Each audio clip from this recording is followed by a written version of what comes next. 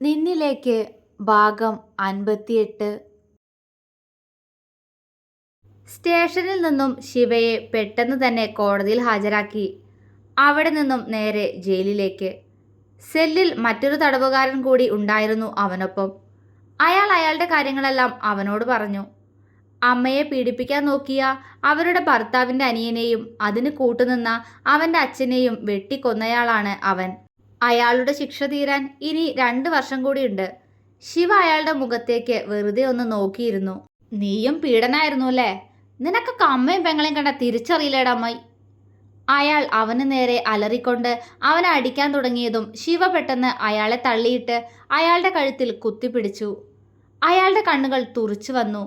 പന്ന, നീ എന്താണ് എന്നെക്കുറിച്ച് വിചാരിച്ചേ? ശിവയെക്കുറിച്ച് എന്തറിയാം നിനക്ക്? സ്വന്തം അനിയത്തി അല്ലായിരുന്നിട്ട് പോലും സ്വന്തമായിട്ടേ കണ്ടിട്ടുള്ളൂ ഞാൻ. ആ അവളെയാണോ നീ? ശിവയുടെ കണ്ണുകൾ നിറഞ്ഞൊഴുകി. അവൻ അയാളുടെ കഴുത്തിൽ നിന്നും കൈയെടുത്തു മാറ്റി സെല്ലിൻ്റെ കോർണറിൽ പോയിരുന്ന് മുഖം പൊത്തി പൊട്ടിക്കരഞ്ഞു. അത് കണ്ടപ്പോൾ അയാൾക്കും സങ്കടമായി. അയാൾ അവനടുത്തേക്ക് വന്നിരുന്നു. എടാ ശിവ, സോറി. ഞാൻ പെട്ടെന്ന് ഇവിടെ എല്ലാവരും പറഞ്ഞു അനിയത്തെ പീഡിപ്പിച്ച് കൊന്നവനാണ് നീയെന്ന്. അത് ഞാനും വിശ്വസിച്ചു. അതുകൊണ്ടാ ഞാൻ. അയാൾ ക്ഷമാപണത്തോടെ പറഞ്ഞു. ശിവ അല്പനേരം ഒന്നും മിണ്ടിയില്ല. പതിയെ കണ്ണുകൾ തുടച്ച് അവൻ അയാളോട് പറയാൻ തുടങ്ങി അവൻ്റെ ജീവിതം. അന്ന് തൊട്ട് ഇന്ന് വരെ അവൻ്റെ ജീവിതത്തിൽ നടന്ന ഓരോ കാര്യങ്ങളും. വിവാഹം കഴിഞ്ഞ ശേഷം ഏഞ്ചൽ നല്ല ഹാപ്പിയായിരുന്നു വരുണിനൊപ്പം. സാഗറിനെയും പാർവതിയെ അവൾ ഒന്ന് വിളിക്കുക പോലും ചെയ്യില്ല. അവളെ കാണാൻ അവർ ഒരിക്കൽ അങ്ങോട്ട് വന്നു. എനിക്ക് ആരെയും വേണ്ട എന്ന് അവൾ അവരുടെ മുഖത്ത് നോക്കി തന്നെയാണ് പറഞ്ഞത്. അന്ന് അവരുടെ കൂടെ ശിവയും ഉണ്ടായിരുന്നു. നിനക്ക് എന്തെങ്കിലും ഒരു ആവശ്യം ഉണ്ടായാൽ ഞങ്ങൾ കൂടെ ഉണ്ടാവൂട്ടോ. ഒന്ന് വിളിച്ചാൽ ഓടി വരും ഞങ്ങൾ. ശിവ അവളോട് കണ്ണ് നിറച്ചുകൊണ്ട് പറഞ്ഞപ്പോൾ ഒരു പുച്ഛം മാത്രമായിരുന്നു അവളുടെ മറുപടി. അത് കണ്ടുകൊണ്ട് അതേ പുച്ഛച്ചിരിയോടെ വരുണും. അന്ന് തൊട്ട് അവൾ അവരുമായിട്ട് ഒരു കോണ്ടാക്റ്റുമില്ലായിരുന്നു. സിം പോലും മാറ്റി. അവൾക്ക് വരുണിനെ മാത്രം മതിയായിരുന്നു. അവനും അവളും മാത്രമുള്ള ഒരു ലോകം. അതായിരുന്നു അവളുടെ സ്വപ്നം.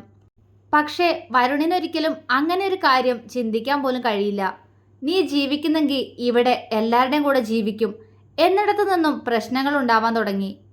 ഇടയ്ക്കിടയ്ക്ക് ചെറിയ വഴക്കുകൾ അവർക്കിടയിൽ ഉണ്ടാവും. വഴക്കുണ്ടായാൽ അന്നത്തെ ദിവസം അവൻ വീട്ടിലേക്ക് വരില്ല. പിറ്റേന്ന് വരുമ്പോഴേക്കും അവൻ ഓക്കെ ആവും. കിരൺ ഏഞ്ചലിനോട് ആ സമയത്തെല്ലാം അടുക്കാൻ ശ്രമിക്കുന്നുണ്ടായിരുന്നു. പക്ഷെ അവൾക്ക് എല്ലാവരോടും ദേഷ്യമാണ്. വാസുദേവനോടും ഭാരതിയോടും അവൾ എപ്പോഴും ശബ്ദമുയർത്തും. ഭാരതി ഒരു പാവമാണ്. അതുകൊണ്ട് തന്നെ അവൾ എന്തു പറഞ്ഞാലും ഭാരതി കണ്ണ് നിറച്ച് നിൽക്കുകയുള്ളൂ. പക്ഷേ വാസുദേവൻ ഒരിക്കൽ വരുൺ അവിടെ ഇല്ലാത്തൊരു ദിവസം അവരുടെ റൂമിൻ്റെ വാതിൽ തുറന്ന് അയാൾ അകത്തേക്ക് കയറി. ബെഡിൽ ഉറങ്ങിക്കിടക്കുകയായിരുന്നു ഏഞ്ചൽ അപ്പോൾ. മുട്ടുവരെ ലെങ്ത്തുള്ള ഒരു സ്കേർട്ടും ഒരു സ്ലീവ്ലെസ് ടോപ്പുമാണ് അവളുടെ വേഷം. നഗ്നമായ കാലിലൂടെ എന്തോ അരിക്കുന്നത് പോലെ തോന്നിയപ്പോഴാണ് അവൾ കണ്ണു തുറന്നത്. അപ്പോഴേക്കും ആ കൈകൾ അവളുടെ സ്കേർട്ട് മുകളിലേക്ക് ഉയർത്തി അവളുടെ തുടയിൽ തലോടാൻ തുടങ്ങിയിരുന്നു. ഞെട്ടലോടെ ഏഞ്ചൽ ബെഡിൽ നിന്നും ചാടി എഴുന്നേറ്റു. പക്ഷേ ബെഡിൽ തന്നെ നോക്കി വഷളച്ചിരിയോടെ ഇരിക്കുന്ന വാസുദേവനെ കണ്ട് അവൾ നടുങ്ങിപ്പോയി. നിങ്ങളോ? നിങ്ങളെന്താ എൻ്റെ റൂമിൽ? അവൾ പകപ്പോടെ അയാളോട് ചോദിച്ചു. അച്ഛൻ മോളെ കാണാൻ വന്നതല്ലേ, ഇങ്ങോട്ട് വാ, അച്ഛൻ ചോദിക്കട്ടെ. അയാൾ അവളെ ആകെ ഒഴിഞ്ഞു നോക്കിക്കൊണ്ട് പറഞ്ഞു. ഏഞ്ചലിൻ്റെ ശരീരം വിറച്ചുപോയി. കുറച്ചു ദിവസമായി അയാളുടെ നോട്ടത്തിലും പെരുമാറ്റത്തിലും അവൾക്ക് എന്തൊക്കെയോ സംശയങ്ങൾ തോന്നുന്നുണ്ടായിരുന്നെങ്കിലും ഇങ്ങനെ ഒരു കാര്യം ഏഞ്ചൽ ചിന്തിച്ചിരുന്നില്ല. പേടിയോടെ അവൾ ഡോറിനടുത്തേക്ക് നോക്കി. ഡോറ് ലോക്ക് ചെയ്തിരിക്കുന്നു. ഏഞ്ചൽ അയാളെ വിറയലോടെ നോക്കിക്കൊണ്ട് പെട്ടെന്ന് ഡോറിനടുത്തേക്ക് പോയി കുറ്റി തുറന്നു. പക്ഷേ ഡോറ് തുറക്കാൻ കഴിയുന്നില്ല. അവൾ വീണ്ടും വീണ്ടും ഡോർ ഹാൻഡിൽ പിടിച്ച് തിരിച്ചു. പെട്ടെന്ന് അവളുടെ കഴുത്തിൽ ഒരു ചുടുനിശ്വാസം അവൾ അറിഞ്ഞു. ഞെട്ടലോടെ അവൾ അയാളെ തിരിഞ്ഞു നോക്കുമ്പോഴേക്കും അയാൾ അവളുടെ മാറിൽ അമർത്തി പിടിച്ചുകൊണ്ട് അവളുടെ കഴുത്തിലേക്ക് മുഖം പൂഴ്ത്തി കഴിഞ്ഞിരുന്നു. ഏഞ്ചലിൻ്റെ കണ്ണുകൾ നിറഞ്ഞൊഴുകി. വാതിൽ ഞാൻ ലോക്ക് ചെയ്തിരിക്കാം മരുമോളെ, അയാൾ അവളുടെ കഴുത്തിൽ കടിച്ചുകൊണ്ട് പറഞ്ഞു. ഏഞ്ചൽ പൊട്ടിക്കരഞ്ഞുകൊണ്ട് അയാൾക്ക് നേരെ കൈകൂപ്പി. എന്നൊന്നും ചെയ്യല്ലേ എൻ്റെ വരുൺ. അവൻ വന്നാൽ ഞാൻ പറഞ്ഞു കൊടുക്കും. നിങ്ങളൊരു മനുഷ്യനാണോ? ചോദിക്കുമ്പോൾ അവളുടെ ശരീരം വിറയ്ക്കുന്നുണ്ട്. ഒപ്പം അവൾ അയാളെ തള്ളി മാറ്റാൻ ശ്രമിക്കുകയും ചെയ്യുന്നുണ്ട്. അയാൾ അവിടെ നിന്നും കൈയെടുത്തു മാറ്റി അവളുടെ മാറിടത്തിലേക്ക് ഉറ്റുനോക്കി. കൊള്ളാമടി നീ. ആദ്യമായിട്ട് വരുണിനൊപ്പം നിന്നെ കണ്ടപ്പോഴേ ഞാൻ നോട്ടമിട്ടതാ നിന്നെ, അയാൾ പറഞ്ഞു. അവൾ പകപ്പോടെ അയാളെ നോക്കി. എനിക്ക് നിന്നെ വേണം ഇപ്പോൾ. വരുണിനെ വിളിച്ചിരുന്നു ഞാൻ നേരത്തെ. അവൻ ഇന്ന് ഇങ്ങോട്ട് വരുന്നില്ല എന്ന് പറഞ്ഞു. നിന്നോട് പറയാൻ പറഞ്ഞായിരുന്നു. അതുകൊണ്ട് അവൻ വന്നില്ലെങ്കിലും നിനക്കിന്നിവിടെ ഒരു കുറവും വരരുതല്ലോ. അതുകൊണ്ട് ഇന്ന് നമുക്കൊരുമിച്ച് ഇവിടെ കൂടാം. അയാൾ അവൾക്കടുത്തേക്ക് ഒന്നുകൂടി ചാഞ്ഞു വന്നു. അമ്മേ! അവൾ ചെവി പൊത്തി ഉറക്കെ വിളിച്ചു. വാസുദേവൻ പെട്ടെന്ന് അവളുടെ ചെവിയിൽ നിന്നും കൈ പിടിച്ചു മാറ്റി. അവള് നല്ല ഉറക്കാ മരുമോളെ. നല്ല ഉറക്ക ഗുളികയല്ലേ ഞാൻ അവൾക്ക് പൊടിച്ച് കലക്കി കൊടുത്തിരിക്കുന്നേ, അയാൾ പുച്ഛത്തോടെ പറഞ്ഞു. ഏഞ്ചലിന്റെ കണ്ണുകൾ നിറഞ്ഞൊഴുകി. എന്നെ ഒന്നും ചെയ്യല്ലേ. ഞാൻ എൻ്റെ വരുണിൻ്റെയാ. അവൾ തേങ്ങിക്കരഞ്ഞു. അയാൾ പൊട്ടിച്ചിരിച്ചുകൊണ്ട് അവളെ വട്ടം ചുറ്റിയെടുത്ത് ബെഡിലേക്കിട്ടു. അവളുടെ സ്കേർട്ട് ഞൊടിയിടയിൽ അയാൾ താഴേക്ക് ഊരിയെടുത്ത് എറിഞ്ഞു കളഞ്ഞു. ഏഞ്ചൽ നടുങ്ങിപ്പോയി. എന്നെ ഒന്നും ചെയ്യല്ലേ. അവൾ അയാൾക്ക് നേരെ കൈകൂപ്പി. അയാളുടെ നോട്ടം പക്ഷേ അവളുടെ ശരീരത്തിൽ മാത്രമായിരുന്നു. തന്നിൽ നിന്നും അയാൾ അയാളുടെ വസ്ത്രങ്ങൾ മുഴുവൻ അഴിച്ചുമാറ്റി. അവൾ കണ്ണുകൾ ഇറുക്കി അടച്ചുപോയി. പെട്ടെന്ന് അവൾ കണ്ണുകൾ വെട്ടിത്തുറന്ന് ടേബിളിൽ നിന്നും ഫ്ലവർ വേസ് എടുത്ത് പാഞ്ഞു ചെന്ന് അയാളുടെ നെറ്റിയിലേക്ക് വീശിയടിച്ചു. അയാൾ അലറിക്കൊണ്ട് നെറ്റി പൊത്തിപ്പിടിച്ചു. നെറ്റിയിൽ നിന്നും ചോര ഒഴുകിയിറങ്ങി. എടീ! അയാൾ അവളുടെ കഴുത്തിൽ കുത്തിപ്പിടിച്ച് അവളെ ബെഡിലേക്ക് തള്ളി അവളുടെ തല പിടിച്ച് കട്ടിലിൽ ആഞ്ഞടിച്ചു. അവൾ അലറിപ്പോയി. അയാൾ ഒരു ഉന്മാദിയെപ്പോലെ പൊട്ടിച്ചിരിച്ചു. നെറ്റിയിൽ നിന്നും കണ്ണിലൂടെ ഒഴുകിയിറങ്ങുന്ന രക്തം തുടയ്ക്കാൻ അയാൾ വസ്ത്രം തിരഞ്ഞു. ഒടുവിൽ ഏഞ്ചലിന്റെ ടോപ്പ് കീറിയെടുത്ത് അയാൾ അയാളുടെ നെറ്റിയിലേക്ക് മുറുക്കി കെട്ടി. അപ്പോഴേക്കും ഏഞ്ചലാകെ തളർന്നു പോയിരുന്നു. കിരൺ, രക്ഷിക്ക്. ബോധം പോകുന്നതിനു മുന്നേ അവൾ പുലമ്പി. ആഹാ, നിനക്കപ്പോ എന്റെ മോനെയൊക്കെ അറിയായിരുന്നോ? എന്തായിരുന്നു ഞങ്ങളോടൊക്കെ അവളുടെ ഒരു പുച്ഛം. തീർത്ത് തരാടി നിന്റെ പുച്ഛം ഞാൻ. പിന്നെ ഒന്നുകൂടി നീ കേട്ടോ, കിരൺ അവനും ഉണ്ട് താഴെ. അവനും കൂടി അറിഞ്ഞിട്ടാ ഞാനിപ്പോൾ ഇങ്ങോട്ട് വന്നത്. കാരണം അവനും നിന്നെ വെറുപ്പാ. അയാളുടെ പുച്ഛത്തോടെയുള്ള ശബ്ദം അവൾ കേട്ടു. അവളുടെ ബോധം മറയാൻ തുടങ്ങുന്നത് കണ്ട് അയാൾ ടേബിളിലെ ജഗ്ഗിൽ നിന്നും വെള്ളമെടുത്ത് അവളുടെ മുഖത്തേക്ക് ഒഴിച്ചു. അവൾ ഒന്ന് പിടഞ്ഞു. അത് കണ്ട് അയാൾ അവളുടെ കഴുത്തിൽ കുത്തിപ്പിടിച്ചുകൊണ്ട് അവളുടെ ശരീരത്തിൽ നിന്നും വസ്ത്രങ്ങൾ അഴിച്ചുമാറ്റി. ഒരു പേ പിടിച്ച നായയെപ്പോലെ അയാൾ അവളുടെ ശരീരത്തെ കുടഞ്ഞെറിഞ്ഞു. വീണ്ടും വീണ്ടും മതിയാവാതെ അയാൾ അവളിലൂടെ അലഞ്ഞു നടക്കുമ്പോൾ സ്വന്തം അച്ഛനോട് അവൻ്റെ ഭാര്യയ്ക്കൊപ്പം ആഘോഷിച്ചു കൊള്ളാൻ പറഞ്ഞ ശേഷം ഹോട്ടലിൽ അവൻ്റെ പുതിയ കാമുകിയുടെ ശരീരത്തിലൂടെ പടർന്നു കയറുകയായിരുന്നു വരുൺ. അയാളുടെ ശരീരം തന്നിൽ അമരുന്നത് ഏഞ്ചൽ അറിയുന്നുണ്ടായിരുന്നു. പക്ഷേ ഒന്ന് പ്രതികരിക്കാൻ പോലും കഴിയുന്നില്ല. കൈകാലുകൾ അനങ്ങുന്നില്ല. തീർത്തും തളർത്തിയിരിക്കുന്നു. ഒടുവിൽ രണ്ടാം തവണയും അവളിൽ നിന്നും തളർച്ചയോടെ അയാൾ എഴുന്നേൽക്കുമ്പോൾ ക്ഷീണം ബാധിച്ച കണ്ണുകളിൽ കണ്ണുനീർ ഒഴുകിയിറങ്ങുന്നുണ്ടായിരുന്നു. കൊള്ളാമടി നീ. വെറുതെ അല്ല എൻ്റെ മോൻ നിന്നെ വിട്ടുകളയാതിരുന്നേ, അവളുടെ ശരീരത്തിലൂടെ കൈയമർത്തി പറഞ്ഞുകൊണ്ട് അയാൾ ബെഡിൽ നിന്നും എഴുന്നേറ്റ് ഷീറ്റ് അവളുടെ ദേഹത്തേക്ക് വലിച്ചിട്ടു. അയാൾ അയാളുടെ വസ്ത്രങ്ങൾ വാരിയെടുത്ത് ധരിച്ചുകൊണ്ട് അവൾക്കടുത്തായി വന്നിരുന്നു. അവൾ അയാളെ കണ്ണ് നിറച്ചു നോക്കി നിർവികാരതയോടെ. ഇത് നിന്റെ വീട്ടിലോ മറ്റോ വിളിച്ചറിയിച്ച ആദ്യം ഞാൻ തീർക്കാൻ പോകുന്നത് നിന്റെ വരുണിനെ ആയിരിക്കും. അവൻ എൻ്റെ മകനാണെന്ന് പോലും ഞാൻ ഓർത്തെന്ന് വരില്ല. അയാളുടെ മുഖം മൃഗീയമായി. അവൾ പൊട്ടിക്കരഞ്ഞു. അത് കണ്ട് ഒരു ചിരിയോടെ ഡോറ് കീ വെച്ച് തുറന്നുകൊണ്ട് അയാൾ ഡോറ് ചാരി താഴേക്ക് ഇറങ്ങിപ്പോയി. ബെഡിൽ അയാൾ നൽകിയ വേദനകൾക്കൊപ്പം അന്ന് ആദ്യമായി തന്നെ പൊതിഞ്ഞു പിടിച്ച കുടുംബത്തെക്കുറിച്ച് അവൾ ആലോചിച്ചു. പപ്പ, അമ്മ, ഐഷു. എല്ലാത്തിനും മുകളിൽ തൻ്റെ സ്നേഹത്തോടെയുള്ളൊരു നോട്ടത്തിനു വേണ്ടി വർഷങ്ങളോളമായി കാത്തുനിന്ന ആ മുഖം. നമുക്ക് ഈ വിവാഹം വേണ്ട എന്ന് കെഞ്ചിക്കൊണ്ട് തന്നോട് പറഞ്ഞവൻ്റെ മുഖം. ഏഞ്ചലിൻ്റെ കണ്ണുകൾ പെയ്തുപോയി. ഏട്ടൻ. അവളുടെ ചുണ്ടുകൾ ആദ്യമായി മുഴിഞ്ഞു. ജീവിതത്തിലെ തെറ്റുകൾ ആദ്യമായി അവൾക്ക് മനസ്സിലായി. പക്ഷേ തിരുത്താൻ കഴിയില്ല. പക്ഷെ അപ്പോഴും ആ ഏട്ടനോട് തൻ്റെ ഇപ്പോഴത്തെ അവസ്ഥ പറഞ്ഞാൽ അവനുണ്ടാവും തൻ്റെ കൂടെയെന്ന് അവൾ ഓർത്തില്ല.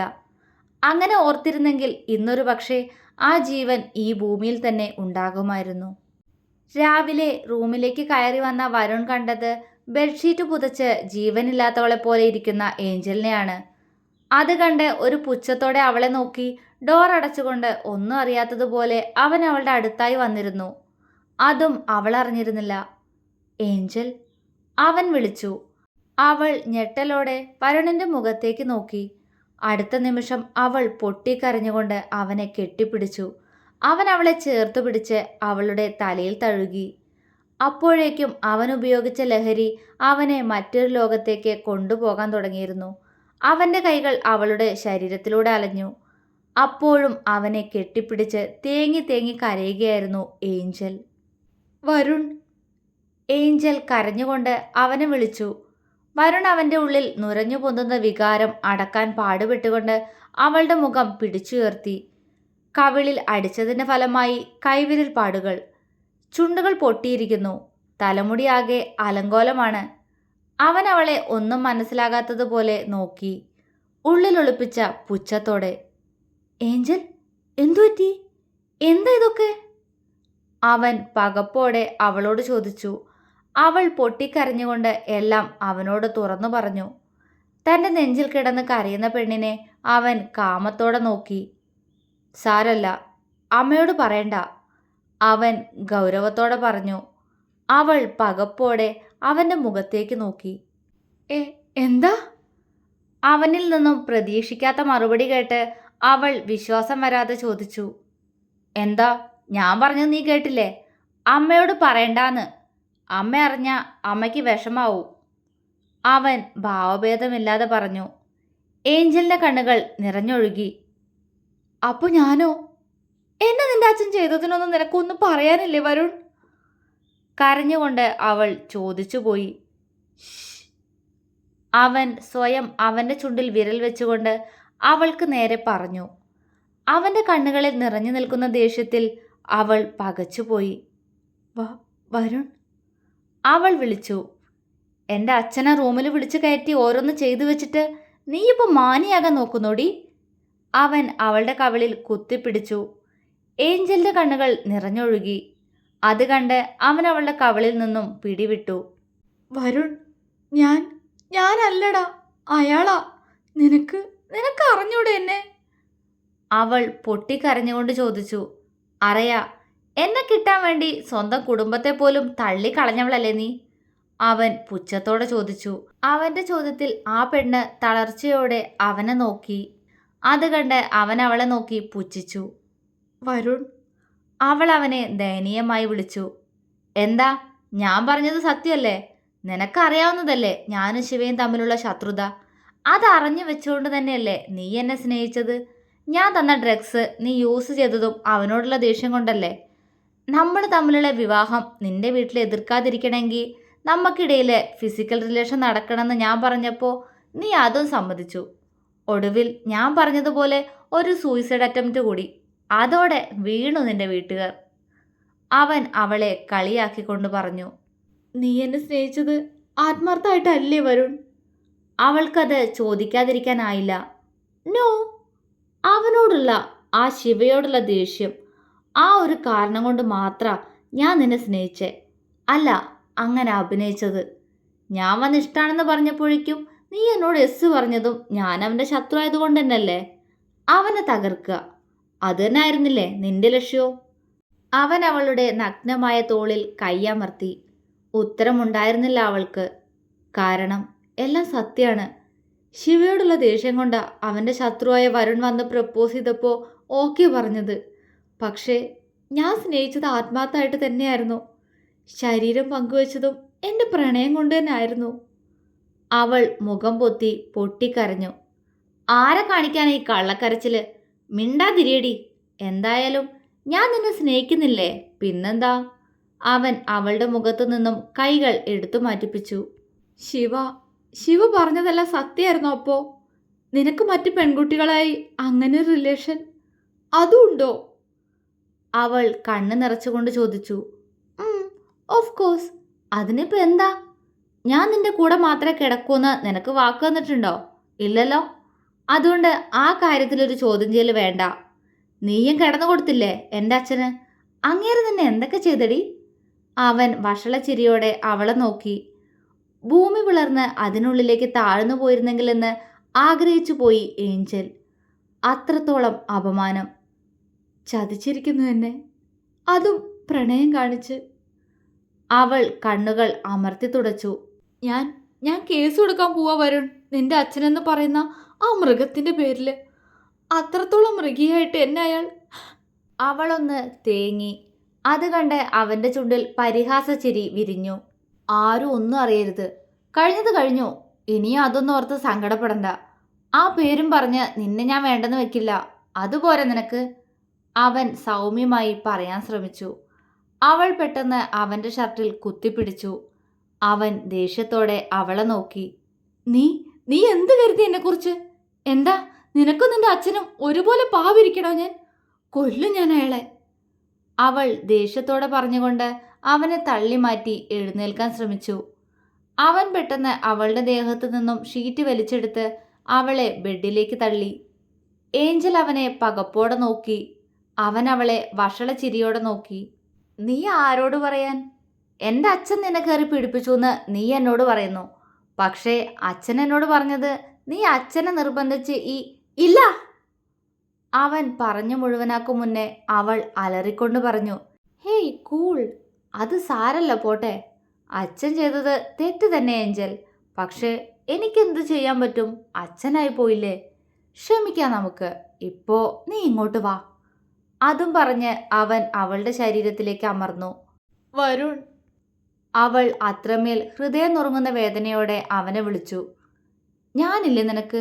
സാരല്ല, ആരും ഒന്നും അറിയരുത്. അച്ഛൻ ഇന്നലത്തെ സംഭവം വീഡിയോ എടുത്തിട്ടുണ്ട് ഫോണിൽ. അവളുടെ ശരീരത്തിലൂടെ വിരലോടിക്കുമ്പോൾ അവൻ പറഞ്ഞു. അവൾ ഞെട്ടലോടെ അവനെ നോക്കി.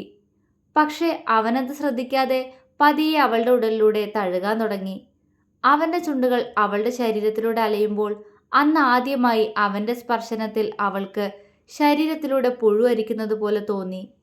അവളുടെ ശരീരം വാസുദേവൻ അത്രത്തോളം മൃഗീയമായി ഭോഗിച്ചിട്ടും അതൊന്നും ഓർക്കാതെ അവൻ അവളിലേക്ക് പതിയെ അലിഞ്ഞു ചേർന്നു.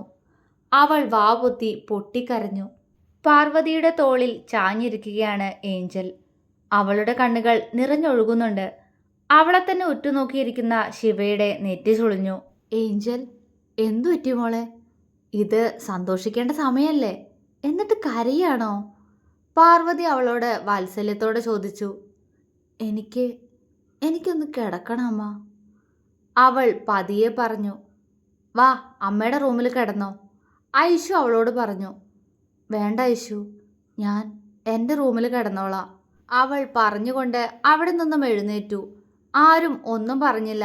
പക്ഷേ അവളെ നോക്കുമ്പോൾ എല്ലാവർക്കും വേദന തോന്നുന്നുണ്ടായിരുന്നു. എങ്ങനെ നടന്നിരുന്ന കുട്ടിയാ, ഇപ്പം എന്തു പറ്റിയാവോ എൻ്റെ മോൾക്ക്? പാർവതി ശിവയുടെ അടുത്തായിരിക്കുന്ന സാഗറിനോട് ചോദിച്ചു. ഏയ്, താൻ വിഷമിക്കാതെടോ. ഈ സമയത്ത് ഇങ്ങനെയൊക്കെ ഉണ്ടാവും. കുറച്ച് മാസം കൂടി കഴിഞ്ഞാൽ എല്ലാം ശരിയാവും.